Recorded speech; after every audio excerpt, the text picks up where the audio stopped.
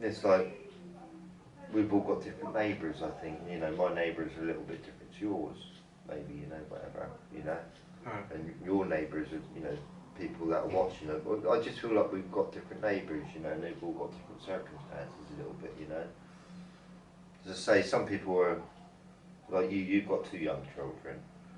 Some people have got two young children about the same age, but they might come from a different country, or each one, each person's had a different upbringing.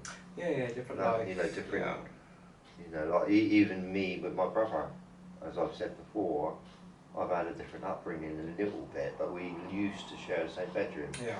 So sometimes I did have moments with him. Yes. But even when he was at school, yeah, I didn't really see him because he was in a completely different year. Yeah. And I just didn't see him, do you know what I mean? Yeah. Until maybe late at night when I was going to bed, do you know what I mean? And he had different friends, and he had different hobbies than me, He enjoyed playing piano all the time, do you know what I mean? And I enjoyed looking at all the insects and things. So I think we're completely different, all of us, in a funny way. Yeah. If you see what I mean. Yeah, that's true. Yeah. We're unique. Yeah, we are, yeah. Like we've talked about, like we've talked about in the past. Yeah, we are. We're unique. But I think we've all got the ability, or most of us have, to learn about loving ourselves, if you see what I mean. We can educate ourselves or something, but I think we've all got the ability, as long as somebody educated each child to love themselves at an early age, we wouldn't have this problem today. Yeah. I feel. If you see what I mean. Yeah. Right. Like I say, I think it's all down to the schools themselves. They're not correct. And the parenting too today as well. Sometimes you got to bring the parents into the equation too. Sometimes as well too. Schools to me are all behind closed doors a little bit. Do you know what I mean? And I just don't think they're natural. And like so, I think they create jealousy themselves. Do you know what I mean? Yeah. And cause division. Bullying goes on because of jealousy. Yeah. True. Yeah. Yeah. Like I say, like each child had proper upbringing and a better education at school. It's not all about maths, history, what else is there, at school, whatever, but it's not about the subjects they give you, it's all about philosophy of life, about how to sort of actually love yourself and other people really, and respect and all this kind of stuff, Yeah, how to respect yourself, how to respect people, and how to respect yourself. You've got to realise it's just not at school. They don't do it at school. They don't want to. It's like they don't want to help people in a funny way, I can't explain it. Yeah, teaching people real life skills and how to survive in the world, how to, how to have healthy, strong, meaningful relationships with people, whether it be friendships or relationships. You see what I mean? How many parents in 100 would you say has got the perfect relationship where they've both been brought up right, they both got good money, whatever, they know what they're doing, do you know what I mean? And they know what they're doing with children, do you know what I mean? How many people, do you know what I mean? Not many, I don't think, do you know what I mean? If you're with me. There's only a few. Yeah. I think. It's very rare anyway, these days. Like I said, my mum, she's a lovely lady, right? And she's pretty wise today. But she said she wasn't wise when, they didn't teach her anything at school. Yeah. That's what she tells me, do you know what I mean? Yeah. In fact, they used to sort of like blow the whistle. I think I shared the story before. But they had to, in those days, but, my mum's 20 years older than me, they used to sort of like blow the whistle at the playground and everyone had to stand still like this. And if the child moved, they'd be punished. One time this boy threw the ball, just as the whistle went, my mum went to catch it and she got the cane on her hand. Really? Yeah. And I think, hang on, that's disgusting, It's almost like they're looking for an excuse, that's kind of like any excuse to it's just like they're trying to make children unhappy. And they allow them to have playtime, just sort of like quarter of an hour in the morning, quarter of an hour in the afternoon. It's a bit like work a bit, isn't it? You know, like you have the tea break. You know, and I think like children really need to play all the time. You know, and I think school should come in when they're 10. You with me? They should be bonded with their parents. That bond is so important. Yeah. Yeah. You know, really, I think like it should be illegal for children to go to school until they're 10. Yeah. You know, and then start educating them until they're 20 to learn to read. You know, and I think the parents should sort of help them to read and write before they're 10. If they can. Exactly, because if you know, if as a parent, you shouldn't just be relying on a teacher or someone else to be teaching your kids. They're your kids. You see what I mean? They're your children, your responsibilities. You know, that is part of being a parent. Is education. You know, that's one of the most essential components of being a parent is education. You know, different forms of education, you know. Well, you think that, like, in ancient times, I think, when two parents had a child, they would educate that child completely until it was ready to sort of, like, go out on its own and make its own plans. You know what I mean? They'll educate that child in every way, whether it's in a language or whatever, you know what I mean? But slowly in time, they've made these schools up and they sort of said, we're going to educate them now, you know.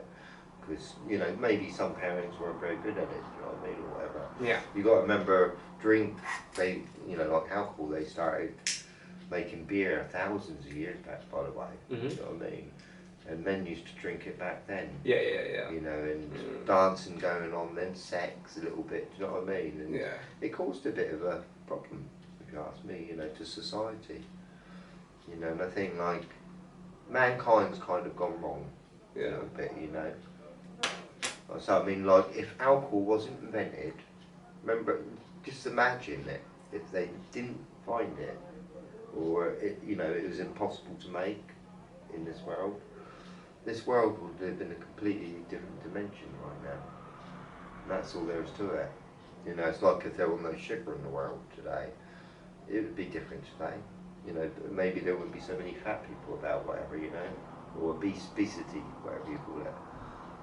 You know, and I think, like, we kind of control things out here a little bit, you know, the government does anyway, you know, and I think, like my dad, he used to drink a lot. Yeah. And his friends used to drink a lot, you know, it's like, let's go out, it's Friday, do you know what I mean? It's kind of like what we're supposed to do, you know, but we're not supposed to do this. You know what I mean? Yeah. There's causing problems. There's been a lot of things that have become a cultural thing, if you see what I mean, within the English culture, in our opinion anyway, that are not beneficial for us, if you see what I mean. Yes, the social aspect is nice, but people drink into oblivion and getting absolutely inebriated every time they go out, if you see what I mean, without having any control, if you see what I mean, without being sensible and being mature about it, you know what I mean, and then, you know, it is a problem. You know? I don't think it's doing anything good for society. Like, so, I mean, if it wasn't invented, I think this world would be a little bit better today. Not so many people would be going to prison. Yeah. And do you know what I mean? So on and so on, you know. Children wouldn't be neglected. And, you know, I think the world would be a bit more sensible. You know, people would be sober. Yeah. If you sort of mean. Yeah. Like, we've invented it, and people started drinking it, and people enjoy it today. Yeah. You know, and they're still drinking today. You know, I can hear them across the road right now. Getting drunk. You know, and people want to get happy, don't they? That's it. So they sometimes turn to drink to get happy, you know. So that's it really, it's the world we're living in. I call it the jealous world. That's it.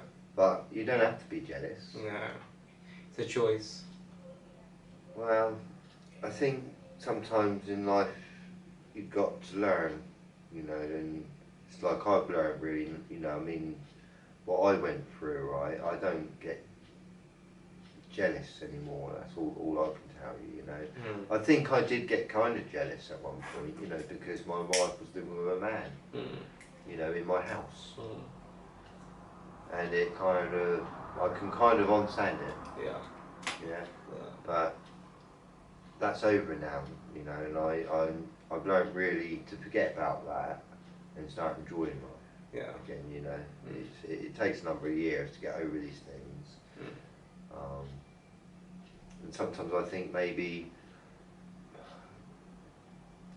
people need to get jealous, maybe, just to learn that it doesn't do you any good in the end. Don't know if that makes sense. I can't like it. But yeah, the best advice I could give anyone out there is just be proud to be who you are. Count your blessings. You know, give thanks every day that you wake up and you've got another 24 hours to, you know, enjoy your life and try to achieve try to achieve your goals or whatever it is that you want to do in life. And, you know, as long as you've got life, you've got another chance. So, you know, just always remember that there's always someone out there that's got it worse off than you. And, you know, just try and keep your head up and try and stay focused. And, yeah, you know, sometimes it's, you know, you have to be your own critic, you know, you have to critique yourself in order to get better, you know. Just be brutally honest with yourself, and that will really help with your growth, you know. If you're really brutally honest with yourself, you say, listen, you talk to yourself, you know, say to yourself, listen, I'm really not happy about this area of my life, you know, I want to improve in this area, I'm not happy about it, I want to better myself in this area of my life, it's not helping, you know, my current condition is not helping me in any way, shape or form, so I want to improve, you know. And as long as the first step is analysing that there's a problem. Once you've kind of identified what the problem is, then obviously you can work on it, if you see what I mean, come up with some kind of strategy or some kind of plan in order to how you're gonna change this aspect of your life or improve it, if you see what I mean. So yeah, you know, it's, you know, and growth for everyone is important, like we always talk about, you know, growth is very, very important, you know. I think personally, I think that's the goal of life, really, is just continuous improvement as a human being, you know, in every area of your life, trying to always become the better version of yourself each and every day, trying to become better every day, trying to be a better person every day, trying to get stronger, just trying to, you know, improve in every aspect of your life all the time, you know, just always, you know, improving, you know.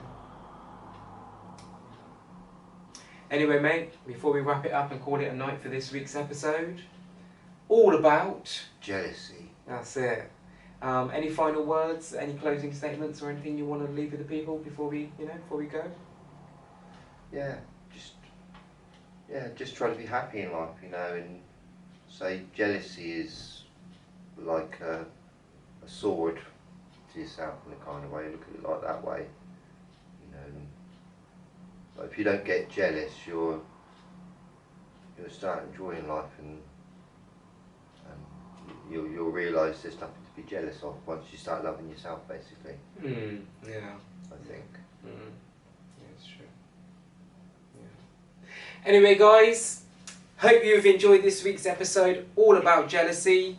We'll be back again next week with a brand new episode via the Philosophy Podcast.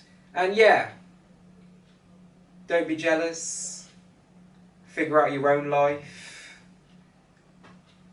All those negative feelings or emotions or whatever, try to transform that into a positive.